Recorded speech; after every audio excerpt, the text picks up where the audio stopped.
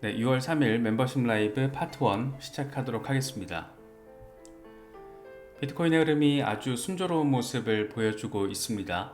장중 69,000달러 돌파해내는 모습을 보여주면서 우리가 딱 바라고 예상했고 희망하는 그런 그림을 예쁘게 그려주고 있습니다.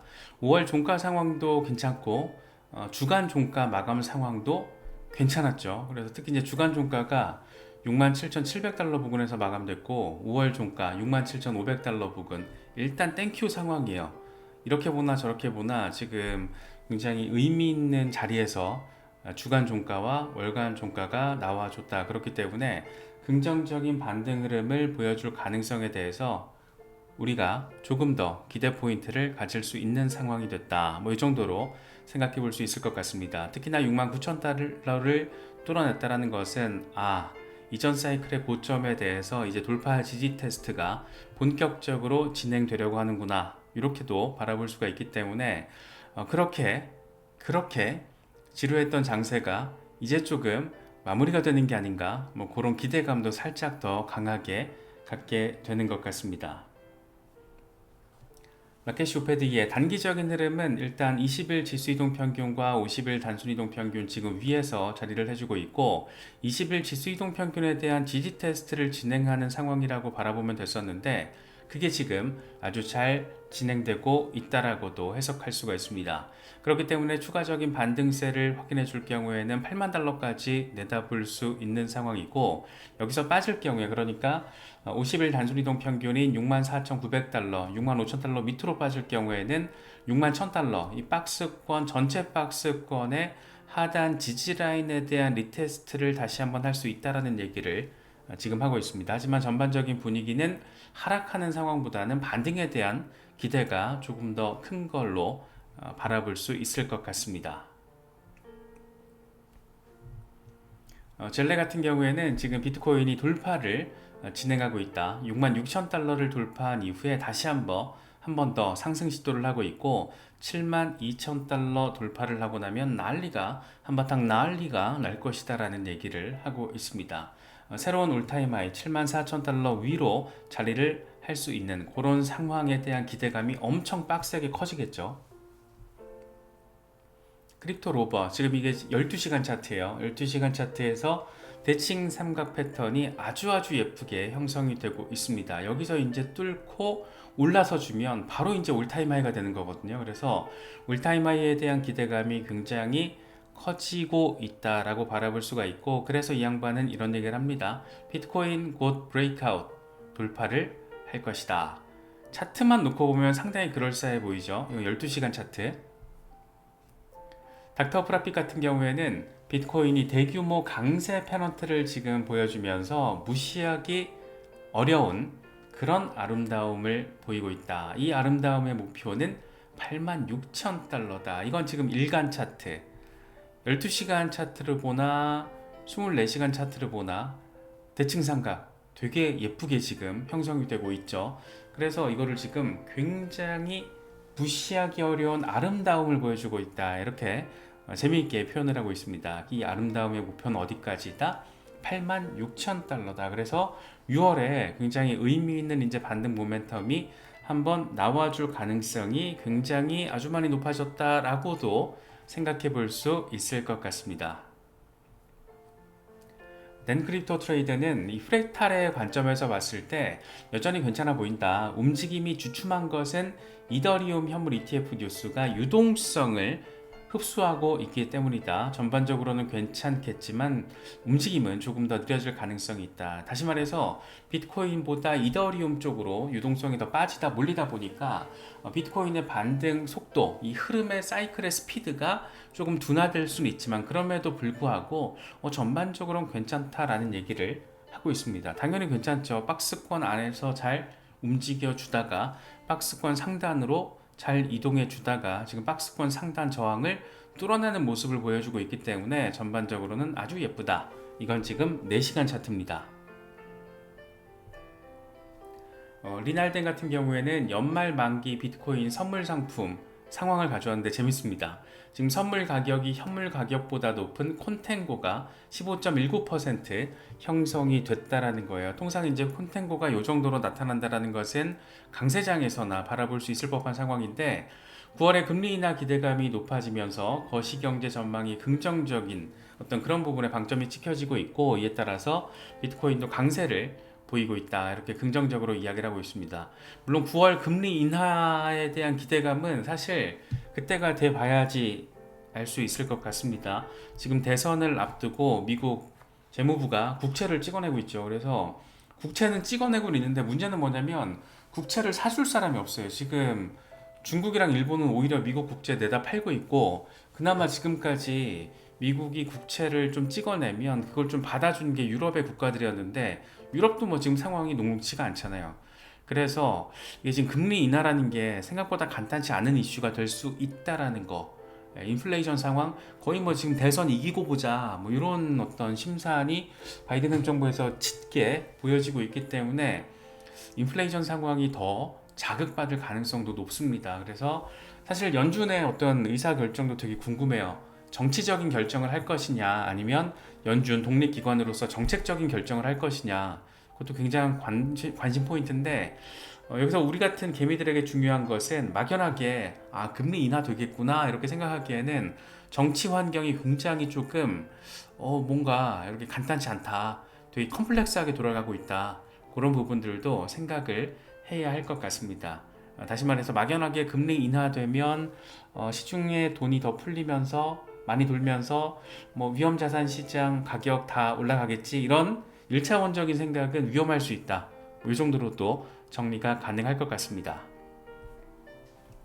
라크 데이비스가 재밌는 얘기합니다. 비트코인은 10만 달러로 향하고 있다. 알트코인들도 그 뒤를 이어서 폭발적으로 성장을 할 것이다. 시간 문제일 뿐이고 그때까지는 침착하게 호들 스탠스를 유지해라. 홀딩 호들러 그냥 붙잡고 있어. 지금은 팔 때가 아니야. 10만 달러 잘 향해 나아가고 있다는 얘기를 하고 있습니다. 중요한 건 뭐다? 시간, 그리고 그 시간에 대한 인내심. 중국과 아랍에미리트가 CBDC 협력을 강화하는 모습이 보였습니다. 올 초에 양국 협력의 일환으로 5천만 디지털 디르함, 그러니까 1360만 달러를 CBDC 프로젝트 엠브리지를 통해서 이체를 받았다라고 해요. 중국이. 이를 통해서 국가 간 CBDC 직접 결제 테스트가 이루어졌고, 양국이 CBDC 협력을 통해서 무역과 투자 활성화를 이루기를 기대한다, 이렇게 이야기를 하고 있습니다. 표면적으로 보면 CBDC 활성화 시키려고 노력들을 하고 있구나 라고 생각을 할 수는 있겠지만, 조금만 더 아시는 분들은 아시겠지만 이게 지금 탈달러에 대한 노력의 일환으로 간단치 않은 상황이 브릭스 진영 내부에서 펼쳐지고 있다 라고도 해석할 수 있겠죠. 지금 아랍에미리트 같은 경우에는 올해 1월에 이제 공식적으로 브릭스에 가입이 됐습니다. 기존의 브라질, 러시아, 인도, 중국, 남아공에서 지금은 10개국으로 브릭스 진영이 확대가 된 그런 상황이기도 하죠. 그래서 이 브릭스 국가 내부에서 CBDC 협력을 강화한다는 것은 브릭스 내 경제 협력을 강화하겠다, 다시 말해서 그렇게 이를 통해서 이 달러 의존도를 줄이겠다, 이런 전략적인 차원으로 바라볼 수 있습니다. 그리고 이거를 지금 가장 적극적으로 총대 메고 나를 따르시오라고 외치고 있는 게 당연히 중국이죠.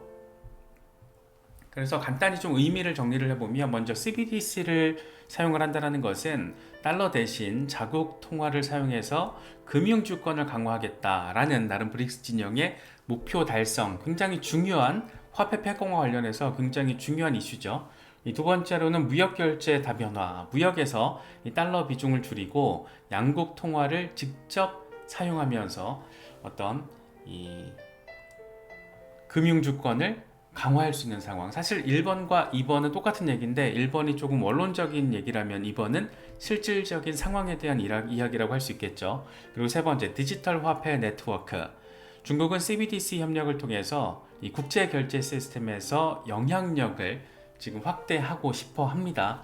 그런데 중국 내부에서 CBDC를 테스트를 해봤는데 이게 또 반응이 또 그냥 뜨뜻미지근 아싸리도 아니고 별로도 아닌 그런 상황이 지금 나오고 있고, 이걸 밖으로 돌려서 국경 간 결제에 있어서 위안화 CBDC의 범위를 확장시켜서 이제 새로운 디지털 화폐 시대가 본격화됐을 때 이 글로벌 네트워크의 리드를 잡고 싶어하는 열망, 야욕, 미국 탈달러에 대한 목표, 이런 것들이 지금 굉장히 복합적으로 깔려 있다라고도 우리가 바라볼 수 있을 것 같습니다.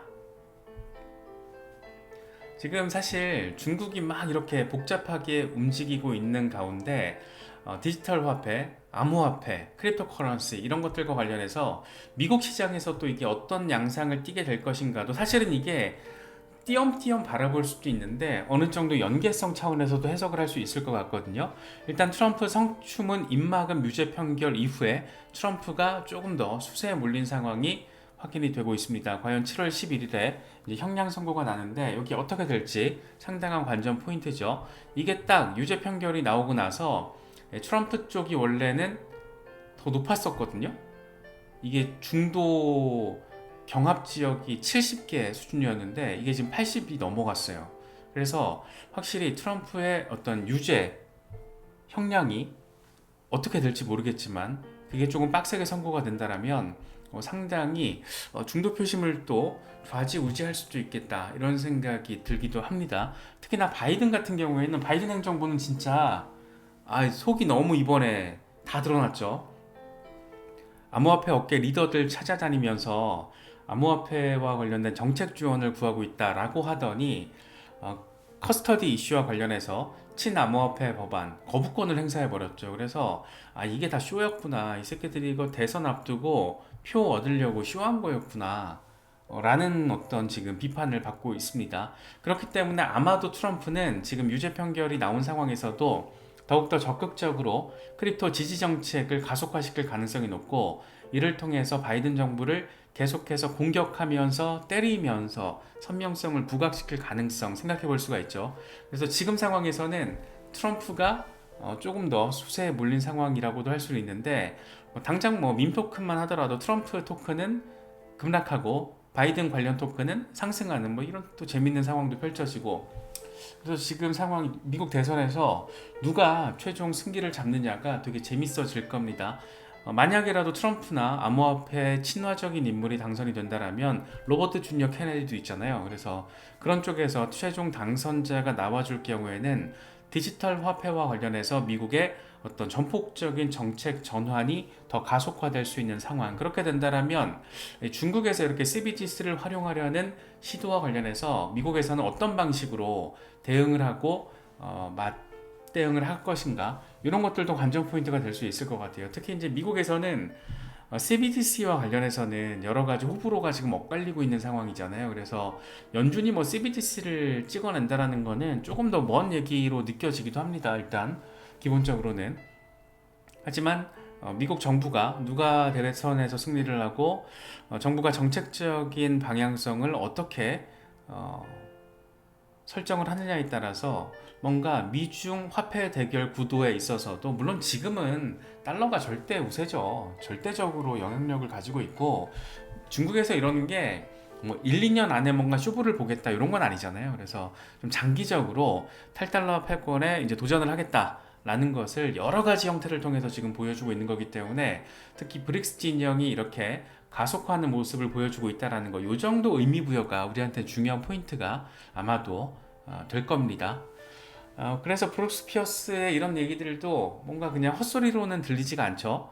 이 중국의 암호화폐 시장이 개방되는 것은 불가피하다라고 본다. 문제는 그게 일어날지 여부가 아니라 언제 일어날지 왜내 문제다. 홍콩의 주요 기회는 전통 금융에 있는데 이 적절한 시스템이 갖춰진다라면 엄청난 기회가 분명히 있을 것이다. 이렇게 긍정적으로 이야기를 합니다. 중국의 스탠스는 이미 나왔기 때문에 중요한 건 디지털 화폐 CBDC에서 더 나아가서 이 암호화폐 영역에 있어서 이미 오픈을 해버린 홍콩과 더불어서 어떤 모양새를 보여줄 것인가, 이게 되게 중요한 포인트가 될 것 같습니다. 그래서 이런저런 어떤 연계성들이 다 있으니까 그런 점들도 참고하시면 좋을 것 같습니다.